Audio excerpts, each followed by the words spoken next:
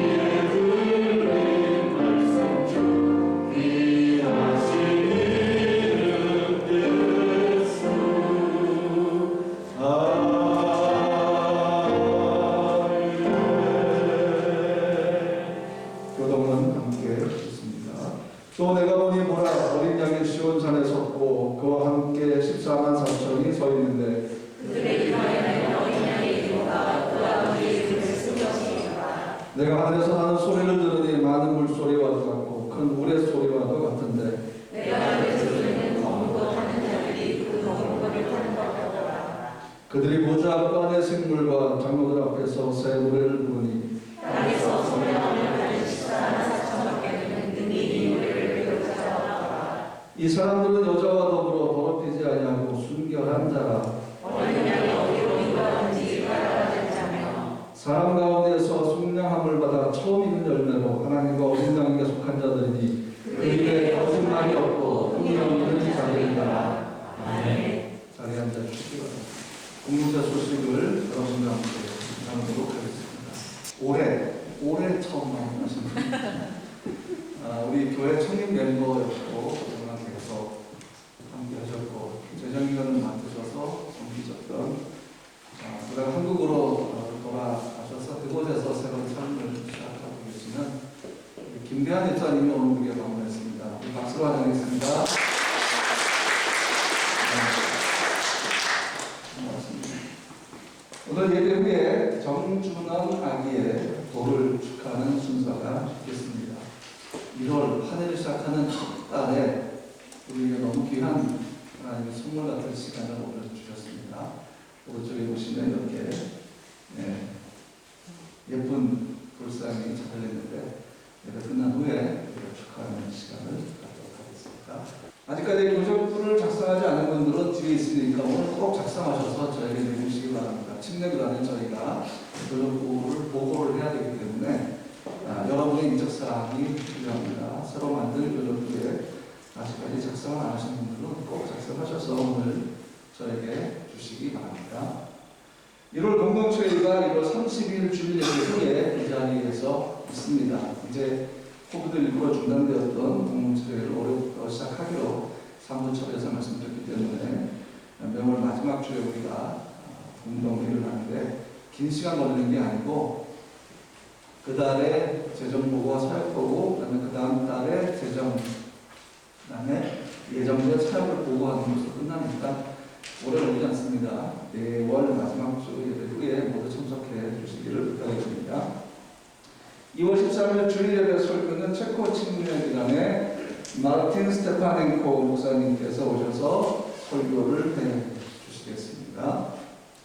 성경 통독 계속 하고 계신 분들이 있는 걸로 알고 있는데, 마치신 분들 가운데 아직 저에게 말씀하신 분들은 꼭 얘기해 주시고, 또 새로 시작하신 분들은 꼭 또 어떤 분은 매년 책독을 하시는 분이 계신데, 물론 우리 교회 성도는 아니고요, 한국에서 성도자님인데, 성경을 통독하는 것은 그 말씀 속에 있는 진리의 셈을 아주 깊이 있게 파는 그런 영적인 수고와 영적인 복이 가득한 것입니다. 여러분 꼭 올해 말씀을 통해서 말씀을 따라 여러분이 주의 인도하심을 받는 한 해가 되었으면 좋겠습니다. 추가 광고사항은 주보를 참조하시기 바랍니다.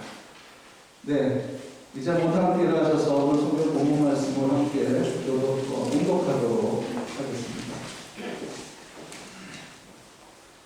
같이 읽습니다. 귀 있는 자는 성령이 교회에게 하시는 말씀을 들을지어다. 이기는 그에게는 내가 감추었던 만나를 주고 또 흰 돌을 주셨네. 그 돌 위에 새 이름을 기록한 것이 있나니 받은 자밖에는 그 이름을 알 사람이 없느니라. 이기는 자와 끝까지 내 일을 지키는 그에게 만국을 다스리는 권세를 주리니 내가 또 그에게 새벽별을 주리라. 아멘. 자리에 앉으시기 바랍니다.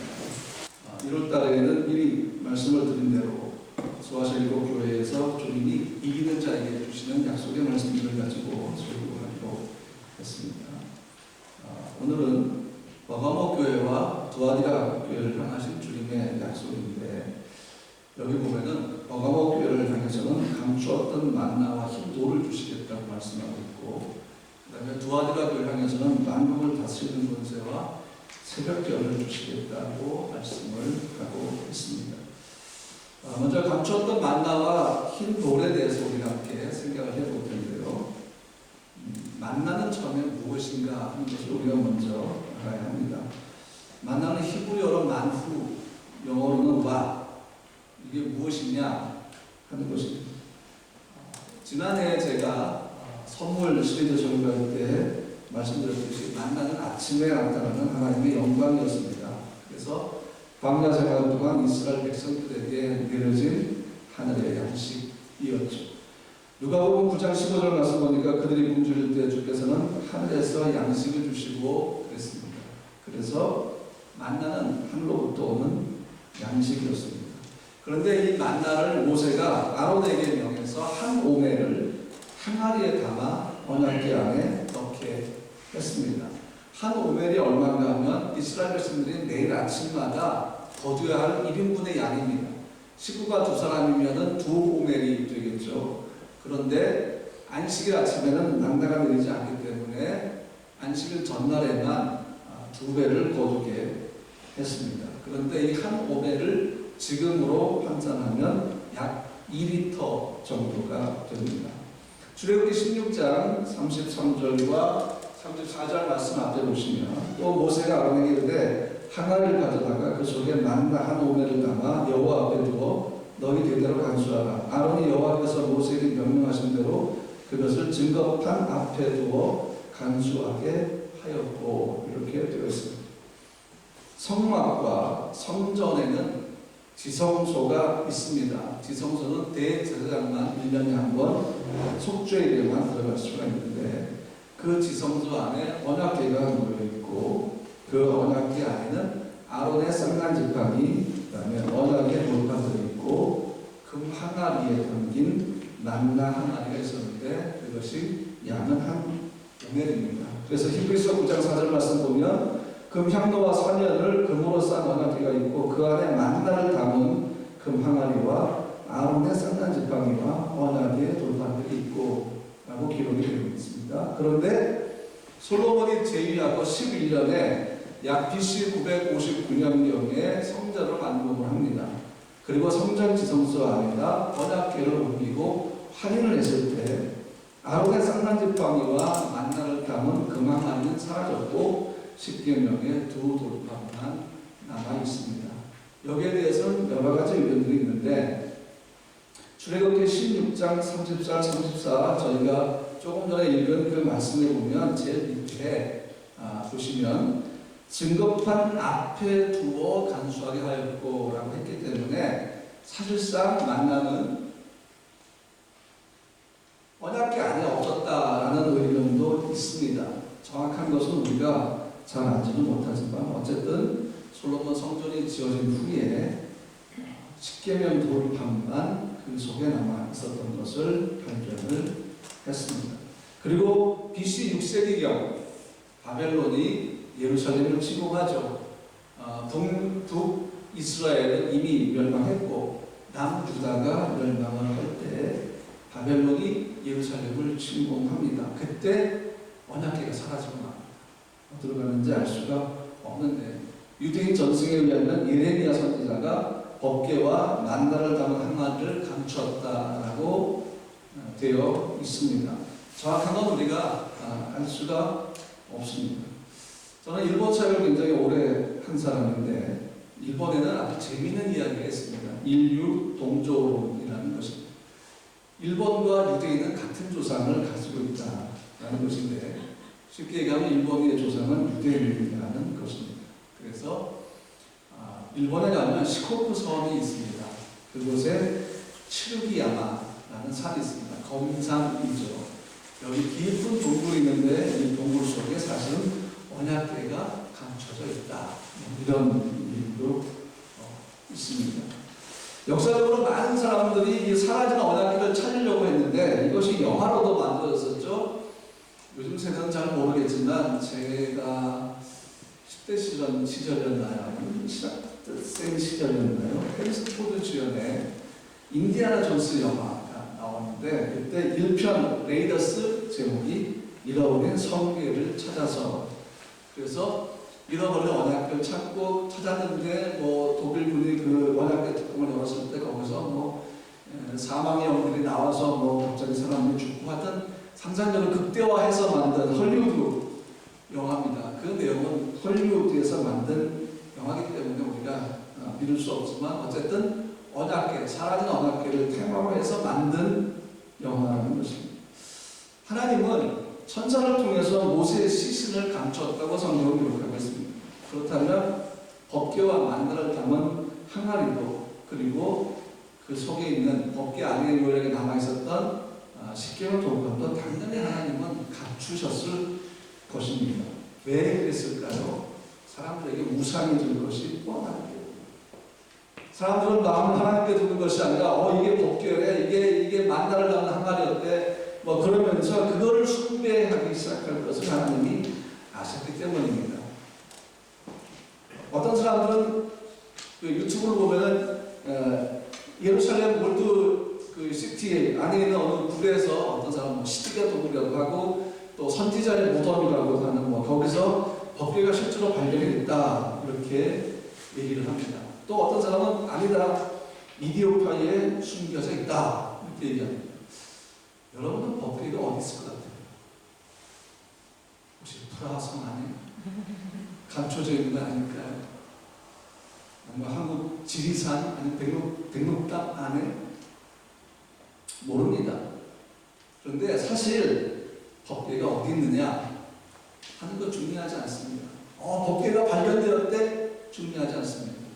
노아의 그 방주가 실제로 발견되었대 중요하지 않습니다. 물론 노아의 그 방주의 그 형체가 지금 아라바스에 남아 있어서 많은 학자들이 이것이 법궤의 흔적이라고 얘기를 합니다. 근데 사실 여러분 그것이 우리에게는 중요하지 않습니다. 왜 그럴까요? 우리 믿음은 법궤가 있고 없고에 따라 달라지는 것이 아니거든요. 우리 믿음은 언약궤가 있고 없고에 따라서 달라지지 않습니다. 언약궤가 발견되면 발견된 것으로 발견되지 않았으면 발견되지 아닌 것입니다. 발견됐다고 하고 한번 가서 보는 거 좋겠죠. 장모님이 노아 그 방주 한번 가보고 싶다고 하는데 너 전부 너무 좋은 기회라고 생각하고 언제 기회가 되면 우리가 타 가서 그 방주의 흔적을 한번 보는 것도 굉장히 좋을 것 같습니다. 왜? 방주를 실제했으니까. 근데 여러분 우리 믿음이 언약궤가 발견되지 않았다고 해서 언약궤는 없어라는 믿음이 아니잖아요. 아 그게 방주의 흔적이래 라고 해서 우리가 아 방주가 있었구나 라고 믿는 게 아니지 않습니까?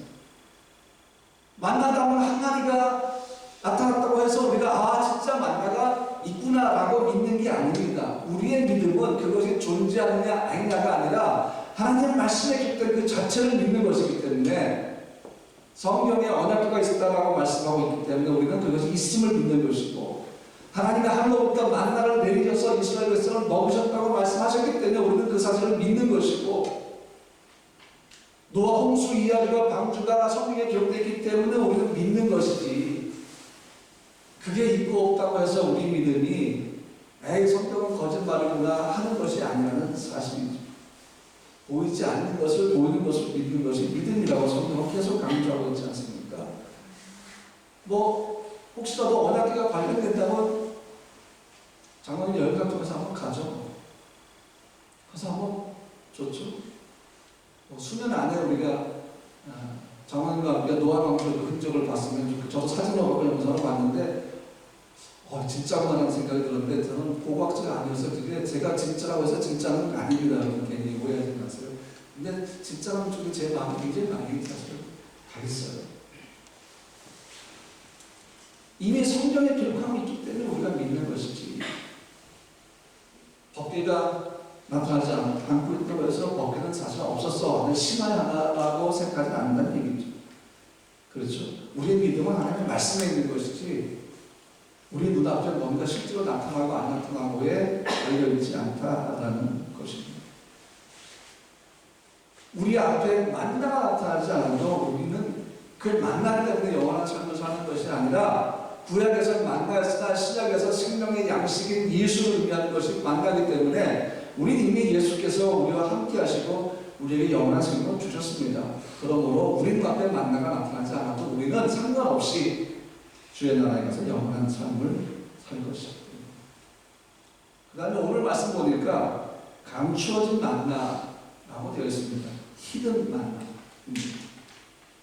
우리는 대부분 이런 어떤 그 주제에 굉장히 관심을 갖습니다. 그냥 만나 그러면 그랬나 보다. 근데 갑자기 앞에 히든, 감추었던, 그러면 눈이 갑자기 꼬물꼬물해지면서 이게 뭐지? 이게 어떤 무슨 신비가 있는 것인가? 라고 생각을 합니다. 여기서 오늘 감추었다라는 것은 세 가지로 해석이 됩니다. 정확하지는 않아요. 요한계시록은 항상 우리가 정확하게 풀 수 있는 것은 많지가 않고 하나님은 항상 의문부호를 붙이셔서 그 모든 것들을 하나님의 영역 안에 두셨기 때문에 우리가 시간이 지나면서 그 말씀이 이루어질 때마다 확인할 수 있는 것이고 결국 나중에 영원한 나라에 갔을 때 그 완전한 의미들을 지금은 희미하게 보이나 그때는 밝히 볼 수 있게 된다는 것입니다. 그래서 오늘 감추어진 만나에 대한 세 가지 해석을 여러분에게 말씀드립니다. 첫 번째는 영원한 나라에 들어가는 사람들을 위해서 하나님 것을 보존하셨다는 것입니다. 왜? 만나가 뭐라고요? 영원한 생명이기 때문에. 그러므로 하나님의 나라에 들어간 사람은 모두 영원한 생명을 가지고 들어가는 것이죠. 그래서 하나님은 그 영원한 생명을 보존하고 계신다라는 뜻이고 또 한 가지 여호와의 임재를 의미하는 지성소와 언약궤 안에 들어있기 때문에 볼 수가 없습니다. 그러므로 감춰졌다라고 말씀하고 있는 것이고 물론 지금으로 우리가 해석하면은 언약궤는 이미 감추어져서 보이지 않기 때문에 당연히 우리도 그 속에 있다는 그 만나를 볼 수가 없죠. 그것도 역시 감추었다는 의미입니다. 그 다음에 마지막으로 그리스도인들은 영원한 나라에서 영생을 할 것이기 때문에 그 영생은 지금은 우리에게 약속으로 주어졌고 우리가 죽음을 통과한 후에 영원한 나라에 가게 되면 그때 실제로 영생이 시작될 것이기 때문에 그래서 하늘나라에서 시작될 그 영생의 개념으로 감추어져 있다라고 얘기하는 것입니다. 여러분과 제가 죽음을 통과하지 않고 영원한 나라로 갈 수 있는 방법은 한 가지가 있습니다. 우리는 하나님과 동행하는 삶을 살았던 에녹이나 또 엘리야처럼 산채로 하나님이 들어 올리셔서 그분의 나라로 가지는 못합니다. 그런데 죽음을 지나지 않고 우리가 영원한 나라에 갈 수 있는 방법은 한 가지가 있는데, 그것은 여러분과 제가 살아있는 동안에 주님이 오시면 그럼 우리는 휴거 될 것입니다. 공중으로 날아 올라가서 주님을 만나게 될 것입니다. 어떤 분은 이런 얘기를 하면은 지구는 둥근데 이게 그냥 평지면 다 볼 텐데 지구는 둥근데 하나님 북극에 오시면 북극에 있는 사람만 볼 것이고 남극으로 오시면 남극에 있는 사람만 볼 건데 그럼 어떻게 되는 거야? 라고 묻는 분이 계신데 대답은 한 가지입니다. 그건 우리가 걱정할 문제가 아닙니다. 주님이 해결하실 겁니다. 그 문제. 전능자 창조주께서 그 문제 해결하지 못하시겠습니까? 시간과 공간을 더 뛰어넘는 그분의 재림은 동시에 누구나 다 보게 될 것입니다. 이 세 가지 또 네 가지 의미들과 신약 성경에 있는 말씀들을 이렇게 연결하면 감춰진 의미를 조금 더 설명할 수 있는데, 감춰진 생명의 양식을 의미한다 하는 것입니다. 만나는 예수를 의미하고 만나는 생명의 양식을 의미하고 만나는 영생을 의미하기 때문입니다. 그래서 감춰진 만남은 바로 예수를 의미합니다. 우리가 계속해서 말씀 나눴지만 생명나무 실과를 먹게 한다는 주님의 약속을 통해서 생명나무 실과가 뭐라고 설명했습니까? 영원한 생명이라고 말씀을 드렸습니다. 그러므로 사실 감춰진 만남은 그리스도 예수를 의미하는데, 이미 주님은 부활하심으로 그의 생명을 보이셨기 때문에 이기는 그 교회를 향해서는 그 영원한 생명을 얻게 하실 것이다 라고 말씀하시는 거죠. 그러므로 버가모 교회에게는 영원한 생명을 약속하신 것이 바로 감춰진 만남입니다. 또 한 가지가 뭔가 하면 흰 돌입니다. 이 흰 돌의 헬라어가 의미하는 것은 조약돌, 그 다음에 보석을 의미합니다. 그래서 이 헬라어의 흰 돌이라는 단어가 푸세포스라고 하면 반지에 있는 보석을 얘기를 합니다. 근데 그것만 의미하는 것이 아니라 흰 돌이라는 단어가 의미하는 게 또 있어요. 투표를 할 때 예스를 의미합니다. 흰 돌은. 그 다음에 재판을 하게 되면 유죄냐 무죄냐를 결정하죠. 유죄를 결정하는 게 검은 돌이고 무죄를 결정하는 게 흰 돌입니다. 그러므로 흰 돌은 무죄를 의미하게 되죠. 또 흰 돌은 고대에는 승리자에게 주어지기도 했기 때문에 흰 돌은 승리를 의미하기도 하고, 또 한 가지 흰 돌은 초대장으로 사용됐습니다. 지금 우리가 종이에다가 초대장을 이렇게 하거나 아니면 SNS로 보내지만 고대 시대에는 그런 게 없기 때문에 흰 돌을 초대장으로 보냅니다. 그러면 그 흰 돌을 가진 사람만 파티에 들어올 수가 있는 것입니다. 또 흰 돌은 승인, OK의 표시기도 하니까 정확하게 여기서 흰 돌을 주신다는 것이 무엇을 의미하는지는 잘 알 수가 없습니다. 17절 말씀 보면 흰 돌 위에 새 이름이 기록되었고 그 돌을 받는 자만이 그 이름을 알 수 있다라고 성경은 말씀하고 있습니다. 그런데 이 흰 돌보다 더 중요한 게 뭔가하면 흰 돌 위에 새 이름이 기록되어 있다고 말씀합니다. 흰 돌 위에 새 이름이 있다는 겁니다. 그러면 새 이름은 누구의 이름이며 왜 흰 돌 위에 새겨졌을까? 우리가 흰 돌을 초대장으로 생각을 해보면 흰 돌 위에는 분명히 초대된 사람의 이름이 적혔을 것이 아닌가라고 생각을 할 수 있고, 또는 그 파티의 그 모임의 주인공의 이름이 적혀 있을 것이다 라는 거죠. 1년에 한 번씩 대한민국 대사관에서부터 초청장이 옵니다. 내셔널 데이스라고 해서 데이라고 해가지고 왜 매년 하지 않습니까? 그때는 초청장이 저에게 와요. 미리 저에게 문자가 옵니다. 대사관에서 문자가 와서 가능하십니까? 그러면 제가 가능하시면 초청장을 보내드리겠습니다 라고 문자가 와서 제가 가능합니다 라고 주소를 확인하면 저희 집 주소로 초대장이 날아옵니다. 올해도 물론 날아왔지만 갑자기 코비드 때문에 취소되어 있죠. 그러면 그 초대장은 누구 이름으로 옵니까? 대한민국 대사관, 주최국 대한민국 대사관하고 대사 이름으로 저희가 올 것입니다. 그러니까 흰 돌이 초대장이라고 생각한다면 그 초대장은 누구 이름으로 오겠습니까? 예수 그리스도 이름으로 오는 것이죠. 그래서 아마 그 흰돌 위에 새겨진 새 이름은 아직은 우리가 알 수 없고 아직은 우리가 공개되지 않은 예수 그리스도의 새 이름이 아닐까라는 생각을 한번 해보는 것입니다. 우리가 아는 예수 이름은 예수 그리스도, 메시아, 또 임마누엘밖에 없지만 분명히 그분의 또 다른 이름, 아직까지 우리가 알지 못하나 영원한 나라에 갔을 때 알게 되는 그 하나님의 독생자 그 아들의 이름이 있을 것이다 라고 신학자들이 해석을 할 수 있는 것입니다. 그런데 흰 돌이 제가 이기는 자에게 주는 상급이라고 말씀드렸죠. 그렇다면 그 상급 위에 이기는 자에게 주어진 흰 돌 위에 새겨질 이름은 하나밖에 없습니다. 유일한 승리자 그분 예수 그리스도입니다. 그래서 빌립보서 2장 9절 말씀 보니까 이러므로 하나님이 그를 지극히 높여 모든 이름 위에 뛰어난 이름을 주사 그랬습니다. 모든 이름 위에 뛰어난 이름은 예수 이름밖에 없습니다. 그렇기 때문에 우리가 영원한 나라에 들어가려면 사람의 이름이나 세상의 이름이 아니라 오직 예수 그리스도 이름만 필요하다는 것입니다. 뱀과 절갈을 밟을 권세, 영적 전쟁에서 구원도, 천국에 입성하는 것도, 하나님의 심판대에서 우리에게 필요한 것은 누구의 이름입니까? 오직 예수 그리스도의 이름뿐이기 때문입니다. 그래서 우리는 이미 그 이름을 알고 있죠. 영적 전쟁을 싸우고 나서 예수 이름으로 명하노니 그러면서 어둠의 영을 향해서 우리가 명령할 수가 있습니다. 또 천사가 마리아에게 있던 그 임마누엘, 이미 구약에서 언급되었던 그 임마누엘, 우리와 함께 하신 하나님을 역시 예수 그리스도의 이름으로 우리가 알고 있지 않습니까? 임마누엘 하나님 이렇게 말씀하지 않습니까? 하나님 이름도 굉장히 많이 우리에게 공개되어 있습니다. 그렇죠? 여호와라는 이름도 있고 엘샤다이라는 이름도 있지 않습니까? 그런데 흰 돌 위에 있는 새 이름이 적힐 것인데 이것은 아직은 우리에게 공개되지 않은 예수 그리스도의 새 이름일 것이다 라고 생각을 합니다. 그래서 요한계시록 14장 1절 말씀 보니까 나는 어린 양이 시온산에 서 계신 것을 봤습니다. 그리고 그분과 함께 14만 4천 명이 서 있었습니다. 그들의 이마에는 어린 양과 그의 아버지의 이름이 쓰여 있었습니다. 말씀이 없습니다.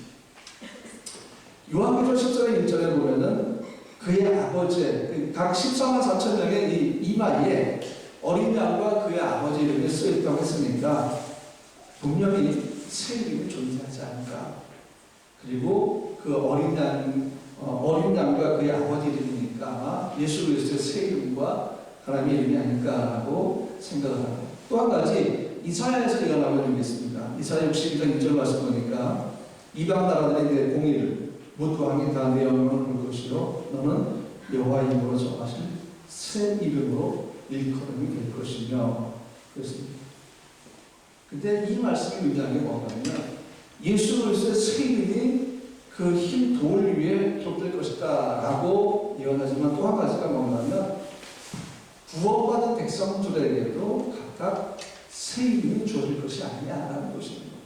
요한복음 10장 3절 말씀 보면 움직이는 그를 위하여 문을 열고 양은 그의 음성을 듣나니 그가 자기 양의 이름을 각각 불러 인도하여 내느니라 그랬습니다. 양들도 각각 자기 이름이 있죠. 그래서 목자는 그 양들의 이름을 하나하나 부르면 양들이 그 음성을 듣고 나온다는 거죠. 그렇죠? 밖에서 목자가 우리의 문을 열고 이름을 부릅니다. 멍멍아. 그러면 이름이 멍멍이 양이 나오는 거죠. 호랑아. 그럼 이름이 호랑이 양이 나오게 되는 거죠. 언제까지 제가 이걸 해야 웃으실 건지 제가 어쨌든 이름을 부르는 거죠. 그러면 그 이름을 자기 목자 이름을 양이 기억을 합니다. 그리고 달려 나오게 되는 거죠. 그래서 주님은 우리의 목자가 되시고 우리는 그의 양이기 때문에 기르신 양이기 때문에 우리에게도 영원한 나라에 갔을 때 새 이름을 주실 것이 아니냐라고 해석을 하는 것입니다.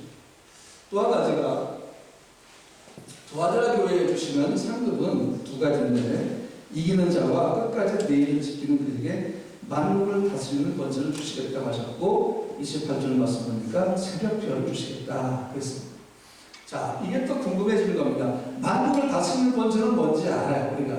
그렇죠? 이미 이것은 다스리는 권세라는 것은 이미 우리 역사 속에서 충분히 나왔고 지금도 한국의 정치판에서는 이 권세를 잡으려고 굉장히 치열하게 지금 싸움을 싸우면서 흑색 선전 그 이상한 루머를 만들면서 끝까지 막 밀어붙이면서 지렁탕 싸움을 하고 있는데, 주님이 우리에게 주실 그 다스리는 권세, 두아리라 교회에게 주시는 그 다스리는 권세는 그런 권세가 아닙니다.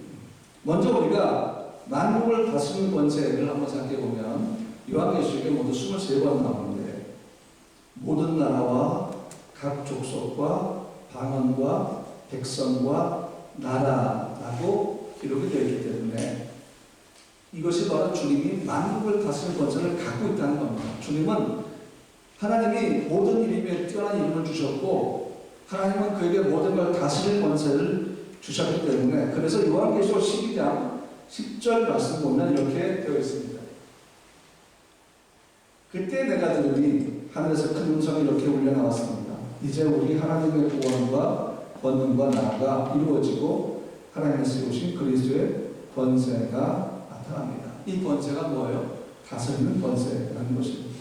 시편 2편 8절과 9절 말씀 보면 메시아의 주권에 대한 내용으로 되어 있고, 이 오늘 본문 말씀이 역시 8절과 9절의 동일하게 나옵니다. 한번 보시면, 내게 구하라. 내가 이방 나라를 내 유업으로 주리니 내 소유가 땅끝까지 이르다. 내가 천장으로 그를 곁들이며 질그릇같이 부수리라 하시도다. 모든 나라를 주시겠다는 것이 바로 만국을 다스리는 권세입니다. 특히 이 시편 2편 8절과 9절은 메시아의 주권에 대한 말씀으로 선포가 되어 있죠. 그러니까 하나님은 예수에게 뭘 주셨습니까? 만국을 다스릴 권세를 주셨고, 그리스도, 예수 그리스도는 그 권세를 어떻게 하신가 하면, 오늘 두아리라 말씀하신 것처럼 참고 견디며 인내하는, 그래서 승리하는 그리스도인들에게 이 권세를 주시겠다는 얘기입니다.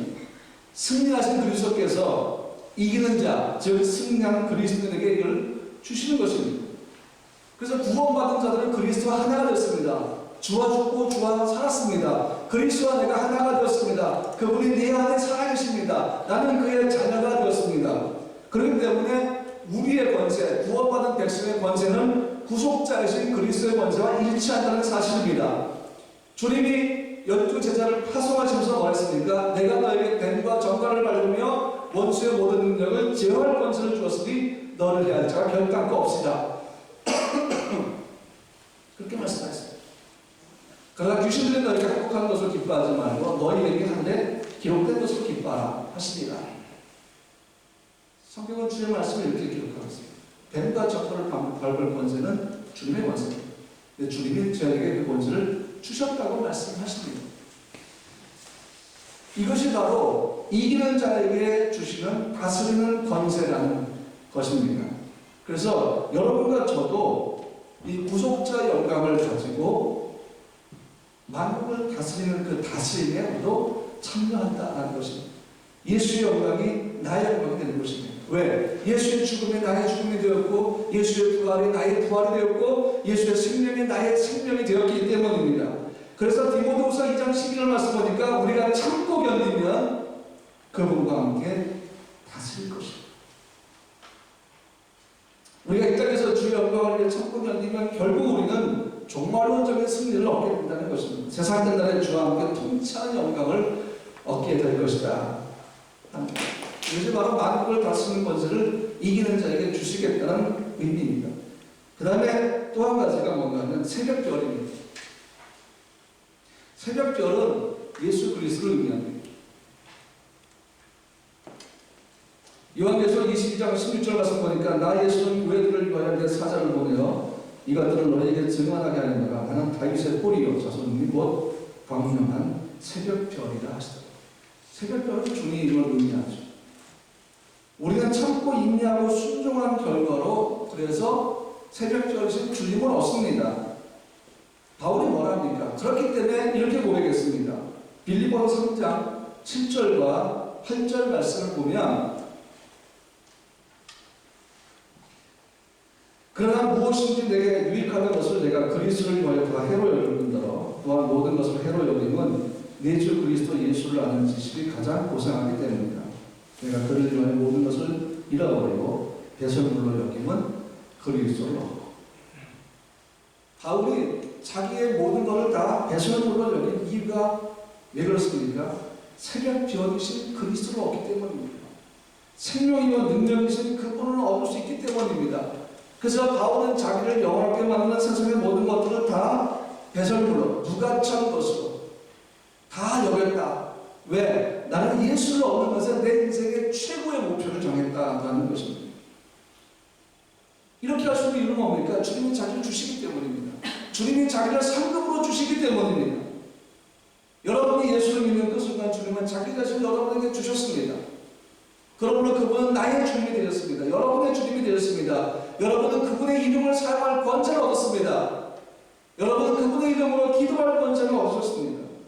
그리고 그분과 함께 걸어갈 수 있는 자격을 얻게 되었다는 것입니다. 새벽별이신 자기를 상급으로 주셨기 때문입니다. 그러면서 이 새벽별이 의미하는 메시아로서의 승리의 영광과 그 이름의 권세를 동일하게 나오기 때문에 주님은 지금 두한달에게 새벽별을 주시겠다고 말씀하신 것은 그의 권세와 그의 영광을 모든 믿는 자들과 나누겠다는 의미입니다. 그러므로 우리는 주의 승리로 살아가고 주의 영광으로 살아가고 주의 힘과 능력과 지혜로 살아가는 것입니다. 왜? 그분이 이렇게 나눠주셨기 때문입니다. 우리가 갖게 하셨기 때문입니다. 그러므로 주와 함께 죽고 주와 함께 산 그리스도인들은 사탄과 영적에서 승리할 수가 있고 주와 함께 그리스도인의 승리의 영광을 같이 누린다는 것입니다.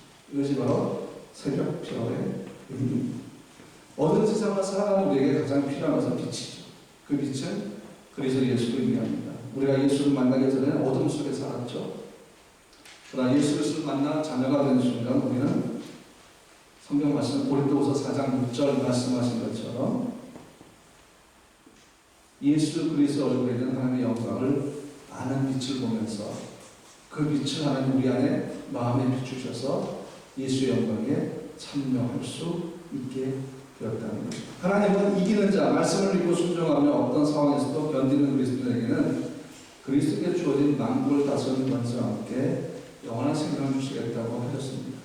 우리 삶의 가치는 그 무엇과도 비교할 수 없는 가치를 가지고 있죠. 여러분 한 명 한 명의 삶이 참 귀하죠.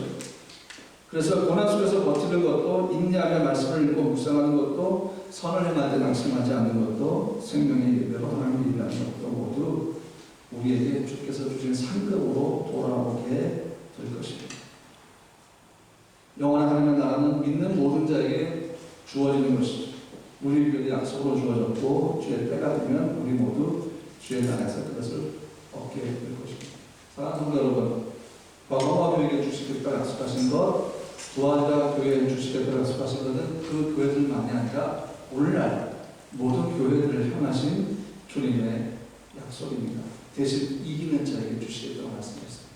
끝까지 참고 견디는 자에게 주시겠다고 말씀하셨습니다. 올 한 해 우리가 새 일을 행하시는 주님을 따라서 믿음으로 견디고 예수의 이름으로 살아가고 예수의 영광을 위해 살아간다면 주님은 분명히 약속을 우리에게도 동일하게 지켜주실 줄로 믿습니다. 우리 함께 찬양합시다. 모든 이름에 뛰어난 이름. 주님이 하나님이 예수 그리스도 그 아들에게 주시는 이름은 모든 이름에 뛰어난 이름이고 그 이름이 우리 것이 되었고 우리도 이 이름으로 인생을 살아가고 있음을 기억하면서 이 찬양으로 고백하겠습니다.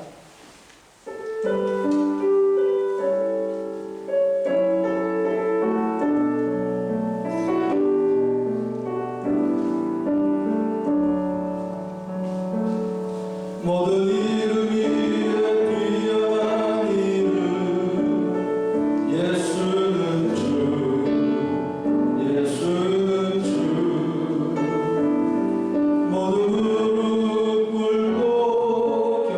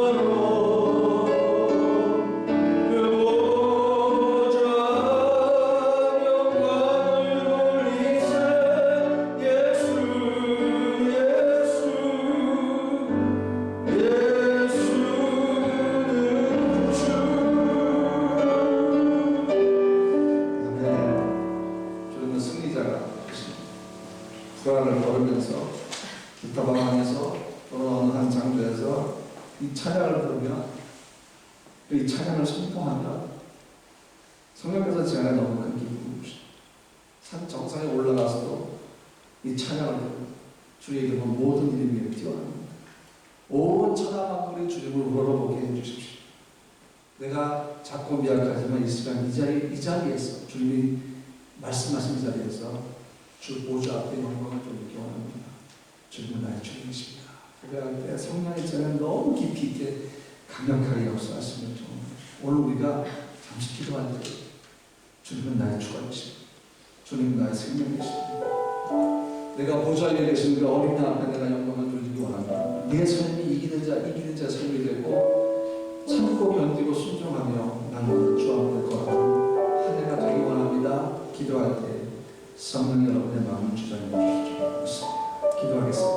거룩하신 주님, 오늘 주신 말씀을 기억합니다. 과거 교회에게 주님 약속하신 것을 감추었던 만나 힘도를 약속하셨고 또 도와달라고 그래서 만물을 다스리는 것 원하는 우리가 언제 이 것을 가질 수가 있겠습니까? 우리 이 것을 가질 자격이 없나이다. 그러나 주님이 우리에게 그 권세를 주시겠다고 말씀하셨기에 주님 가진 그 권세를 우리가 소유하게 되었나이다. 그러므로 세상을 향하여 예수님을 선포해야 우리가 어찌 세상에 더러운 주할 가운데 빠져서 세상과 타락할 수가 있겠습니까? 주님의 고귀한 이름을 고백하는 우리 입술에 어찌 더러운 얘기를 담을 수가 있겠습니까? 우리의 정결한 마음에 어찌 세상의 마음을 담을 수가 있겠습니까? 하나님 아버지, 과거로 교회와 도와주시게 주시겠다고 약속하신 이 네 가지로 우리에게 동일하게 약속된 것을 제가 분명히 믿사오니 예수의 생명의 권세를 가지고 우리가 날마다 돌아가게 하여 주옵소서. 올해 우리가 날마다 주를 경험하며 정결하게 깨끗하게 순결하게 순수하게 예수만 바라보게 하여 주옵소서. 예수만 바라보게 하여 주옵소서. 예수만 바라보게 하여 주옵소서. 그래서 오늘 우리가 여러분 약속하신 그 모든 일 그대로 이루어지게 하여 주옵소서. 마음을 도와주시고 성령의 시간 각 심령이 역사하여 주셔서 내가 너에게 만물을 다스리는 권세를 이미 주었노라. 내가 너에게 새벽벌이 나 자신을 주었노라. 내가 너에게 감췄던 만나를 이미 예비해 놓았노라. 내가 영원한 하나님의 그 약속을 이루리라. 또한 내가 힘도를 이루어서 내가 내 이름으로 영원한 생명에 들어가게 하리라. 말씀하여 주셔서 모든 성도들이 그 말씀을 붙잡고 하늘을 걸어가게 하여 주시고 우리 교회 생명으로 역사하여 주셔서 더럽고 타락하고 추악한 모든 것들을 다 제하여 주시옵소서. 우리에게는 그 더러운 이야기들 더러운 권세들 어둠의 영들 다 물리쳐 주시고 이 이름에게 주시는 그 약속을 우리가 앞으로 서로 날마다 승리하게 하여 주시고 성도의 가정과 가정마다 그 약속이 이루어지게 하여 주시옵소서. 아버지 하나님, 과거 교회와 도와달라고 약속하신 것을 동일하게 풀어와 생명나무 교회에 약속하시니 감사합니다. 우리 모든 성도에게 주신 것이 견디고 참고 견디고 억울해도 견디고 무엇으로 예수 우리가 힘들어도 예수 이름으로 견디고 그리고 우리가 옆에 싸움을 싸울 때마다 예수 이름으로 싸우며 나는 결코 예수 이름으로 패배하지 아니하리라 결단하고 나는 세상 욕을 싸워 이기리라. 나는 우리가 그리스도의 이름으로 연합될 수 있도록 내가 성질이라 할수 아니라 나는 선을 행하며 낙심하지 않을 것이니 나는 우리 교수님을 서로 돌아보게 할 것이니 화평케 하는 자가 하나님의 아들이라 이런 말씀처럼 화평케 하는 자가 될 것이며 나는 위로자가 될 것이며 왜? 주님이 나의 위로자가 되시거든요. 주님이 걸어가시기 때문에 나도 걸어가겠나이다. 누구 때문이 아니라 담임 목사 때문도 아니고 다른 사람 때문도 아니고 주님이 걸어가시기에 주님이 그걸 원하시기에 주님이 그렇게 나를 통해 역사하실 것이기 때문에 내가 그렇게 하겠나이다. 그 고백을 가지고 올 한 해를 걸어가는 우리 교회와 성도들 되게 하여 주시옵소서. 예수님의 이름으로 기도합니다. 우리 함께 찬양하면서 준비한 예물을 함께 공헌하겠습니다.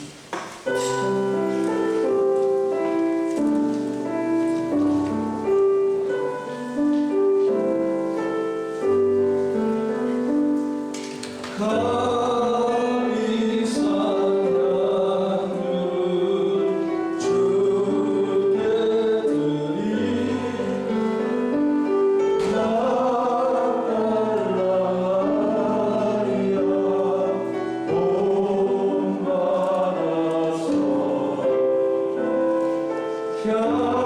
향기로운 산재물 주님께 바치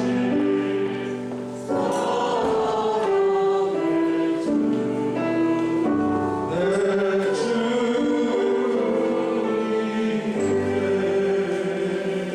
거룩하신 주님, 이 시간을 귀한 재정된 성도들, 오늘 말씀을 듣고 주님이 무엇을 약속하셨고 무엇을 주시는지를 알게 돼 이제 하나님 그 약속을 가지고 살아가며 그 권세를 가지고 살아가기를 결단하는 우리 성도, 이 시간 주 앞에 드리는 귀한 재정 받아주시고 저들의 마음도 동일하게 받으시고 저들의 고민과 저들의 아픔도 받아주시고, 하나님 이 시간도 우리 교회가 올 한해 주님 주신 말씀에 따라 걸어가기로 결정한 우리의 결단도 받아주시고 2021 한 해 우리의 삶의 모든 시간도 주님 받아주셔서 주님이 중심이 되고 주님께만 집중하는 시간이 올 수 있도록 인도하여 주시며 우리의 성도들 가정에 필요한 모든 것, 사업과 직장에 필요한 모든 것 다 주님이 공급하시고 자녀 양육에 필요한 것도 주님이 채워주시고 무엇보다는 그러면 나라를 위해 섬기고 항상 그에게